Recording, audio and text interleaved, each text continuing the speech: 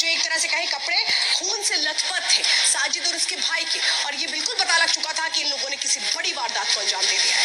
और आइए हम आपको बताते हैं सिलसिलेवार तरीके से कब क्या हुआ। आप ये समझिए, शाम का लगभग 7 बजने वाला था जब दुकान से बाहर निकला साजिद। इसके बाद क्या करता है वो? इसके बाद सीधा विनोद के घर पहुंच जाता है, यानी 7 बजे के लगभग घर पहुंचता है। इसके बाद 7:10 पर संगीता से 5,000 रुपए मांगता है। मेरी पत्नी की डिलीवरी है इस नाम पर। 7:15 बजे अब बड़े बेटे को पहली मंजिल पर लेकर के जाता है साजिद। ठीक उसके 2 मिनट के बाद पहले से 2 भाई वहां पर मौजूद होते हैं उसके, साजिद के। इसके बाद आप समझिए 7:15 बजे एक को दुकान भेजता है, एक को पानी लाने के लिए भेज देता है। ये पूरी प्लानिंग हो रही थी। इसी के बाद अगले पल में आप समझिए कि पूरी कहानी कैसे बदलती है। वो ये कहता है, जो उसके एक तरह से जो वहां पर बच्चे मौजूद होते हैं उन्हें नहीं पता था कि उसका गला रेतने जा रहा है। महज कुछ ही मिनटों में उनको मौत के घाट उतार देता है।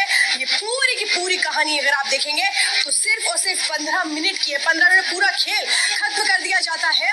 और इसके बाद कैसे फरार होने की कोशिशें की जाती है। घर की छत पर लेकर के आता है बच्चों को, वहां पर वो कैसे 7:20 पर बच्चों को छत पे लेकर आता है और उसके बाद वहां पर उनकी हत्या कर देता है। इसके बाद 7:25 पर वहां से वो फौरन भागने की कोशिश करता है और उसके एक तरह से कहे कि फरार होकर के पूरी तरह से अपने आप को बचाने की कोशिश करता है। लेकिन आप अंदाजा लगाइए, वहां 7:30 बजे पुलिस पहुंच जाती है बिना देर करे। जैसे ही पुलिस को जानकारी मिलती है और इसके बाद रात 10 बजे साजिद का एनकाउंटर कर दिया जाता है। यानी 3 घंटे के अंदर पूरी की पूरी कहानी जो खत्म होती है, इंसाफ मिल जाता है। ये है योगी का सिस्टम जो 3 घंटे में इंसाफ कर देता है। जैसा साजिद को एनकाउंटर करके बता दिया गया कि आखिर योगी की पुलिस काम कैसे करती है। और अब आपको बताते हैं वो रिपोर्ट जिसमें ये तमाम खुलासे हुए हैं कि आखिर इसके पीछे की कहानी क्या थी।